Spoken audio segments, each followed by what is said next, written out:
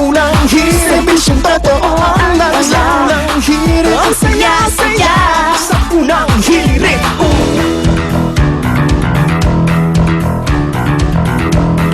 Mga kapuso, nagsimula na nga po kahapon ang makasaysayang impeachment trial ni Chief Justice Renato Corona.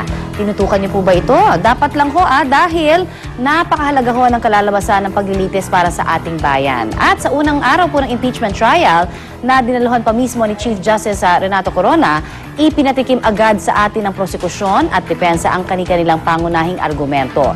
Pero sino nga ba ang nakakaungos sa dalawang kampo? Yan ang pag-uusapan natin kasama si Professor Winnie Monsod na personal na dumalo sa pagdinig dyan po naman sa Senado kahapon. Good morning, Tita Winnie. Good morning, sweetie. Good morning, Connie. Good morning, mga kapuso. Oo nga, pumunta ako ron. Talagang I really wanted. And I will go every chance I get. Kasi talagang sa akin, importante ito.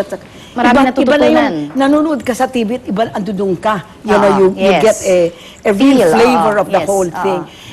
Alam nyo, hindi pa nag-uumpisa yun. Nag-opening statement pa lang. Ngayon, ang mag-uumpisa yung ebidensya on the different charges. Diyan talaga natin malalaman. So wala pang nakakalamang. Wala pang nakakalamang. Ang nakakalamang dyan sa aking pananaw yung sambayanan. Because nakita natin na talagang the Senate was prepared, at least Senate President Enrile was absolutely prepared. Talagang screenit na nila kung anong gagawin nila. Pinag-usapan na nila kung anong kailangan. They wanted it short, you know, etc., etc. Now, about Coronas being there, I think that took a lot of courage. Yes. Because everybody knows, and kung ano, you know, hindi ba lalo na sa prosekusyon pa, no? Yung talagang diretso. At pinalalahanan pa nga mismo ni Senate President Juan Ponce Enrile na huwag exactly. Diretso, no? Dapat third party. Napunan nyo ba? Kung nanonood kayo, si Ponce Enrile was unfailingly courteous. Yes. He was unfailingly courteous kesa overtime yung prosecution, nag-overtime yung wala, buzzer lang at saka, you know, totally enjoy ako Nag-enjoy. Pero hindi ko kaya yun Pero Tita Winnie, nandun tayo sa posisyon kasi na sinasabi nila na napakagagaling daw ng abogado, di ba, na humarap sa defense team. Nakikita natin talaga mga season na ito na battery of lawyers para kay Chief Justice Corona. On the other hand, nakapuntos naman ng dalawa itong prosekusyon na sinasabing mga bagets naman daw kumpara mo doon sa mga season, di ba? Anong tingin mo? Meron bang nakikita ka na talagang labanan ito ng mga utak talaga, no? Well, I certainly hope na hindi naman, si Neil Tupas is just parang the chairman. Yung mga mag-prosecute ng iba-ibang, there are 8 complaints. Right. Ang iba-ibang congresspersons ang magpro-prosecute. Hindi kasi pwede na ang isang private prosecutor ang magpro-prosecute. Hindi ba? Hindi ko alam kung bakit ginawa yun ni Neil Tupas na nagbabakasakali siya na baka ipipermit that Ponce Enrile will permit that a private prosecutor will be the one to make the opening statement. Pero nalinaw na yon na hindi pwede. Talaga, hindi pala talaga hindi pwede. Nakausap ko si Senator Joker Arroyo afterwards. Sabi niya, you know, that was from the first impeachment proceedings pa. You cannot, when nagpro-prosecute yung House, kailangan miyembro ang nagpro-prosecute. Because they are representing. Nalaman na natin ngayon na yun pala talaga dapat. So marami talaga tayong natutunan from the first hanggang ngayon. Marami hindi ko alam pala. At ito naging mabilis lamang as contrary to, syempre lahat tayo handa hanggang 7 o 8 pa nga, di ba? Na 8 p.m. Talaga. Sinabi ko sa driver ko, 6 o'clock. Ay, hindi pa mag-alas 4. So, yung mga nakikita natin ngayon, parang telenovela na naman ito, no, Tita Winnie, nasusubaybayan talaga. It depends on how the senators will act during the trial. Kung mag-a-act sila during the trial, the way they act during committee hearings, talagang masama para sa atin yan. Hindi, napaka-importante itong impeachment trial. It is very important, mga kapuso, that the public, tayo, at saka not only us but abroad, will see this trial to be conducted fairly, impartially, etc.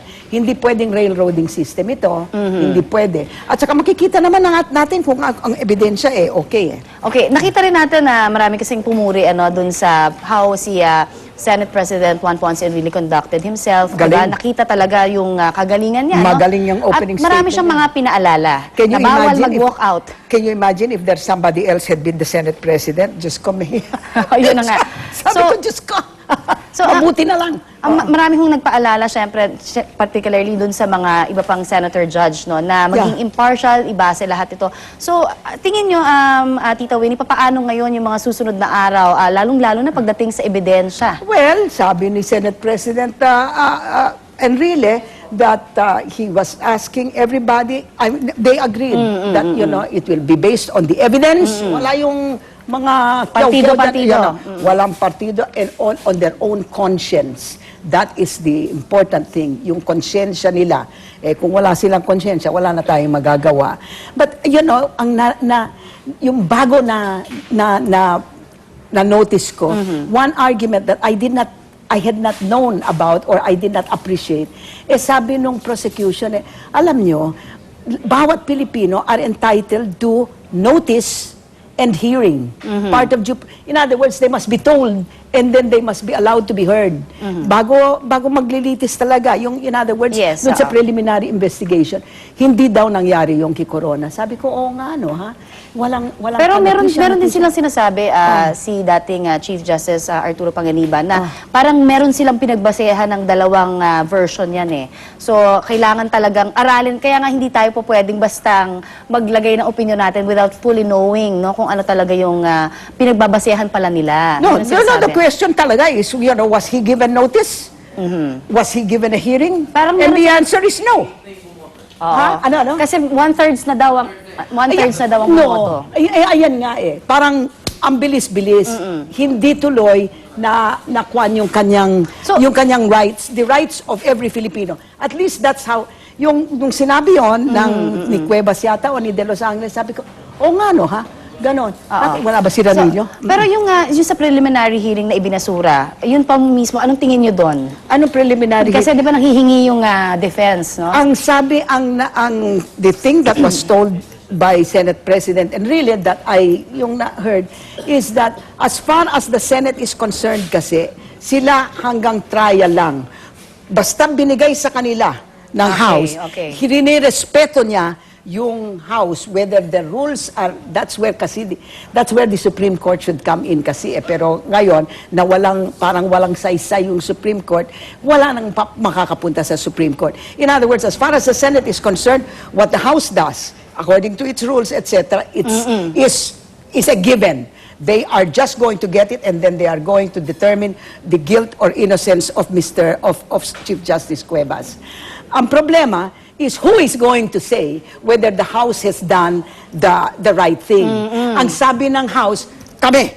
Basta kami we are the ones who are going to determine. No. In the Constitution, it's actually the Supreme Court. But since the Supreme Court is in such bad odor, wala. Abangan natin lahat ng susunod na kabanata. Yes, we're going to find out. All right. But now we'll look at the trial proper. Okay, let's look at that evidence. Susunod-sunod din natin yan. Mamaya ulit, ano? Meron na naman 2:00 po ng hapon. Andiyan na naman ako. Ayan, Tita Winnie, balitaan mo kami ulit, ha, sa mga... Nakikita niyo, nandiyan lahat yung camera. Inupuan pa yung silya ko nung isang photographer. Ganon. Yes. Mga desidido talaga, I stood up to mag-cover. see what was going on. Abay, nakatindig na yung sabi ko, pwede ba? Alright, yan yung mga kailangan natin, mga inside story na hindi namin nakikita sa TV yan.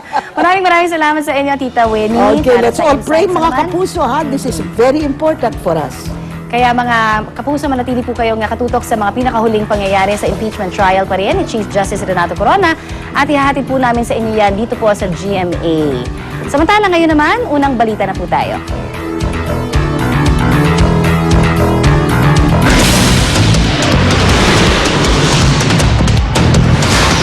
Ang mga unang balita sa umagang ito.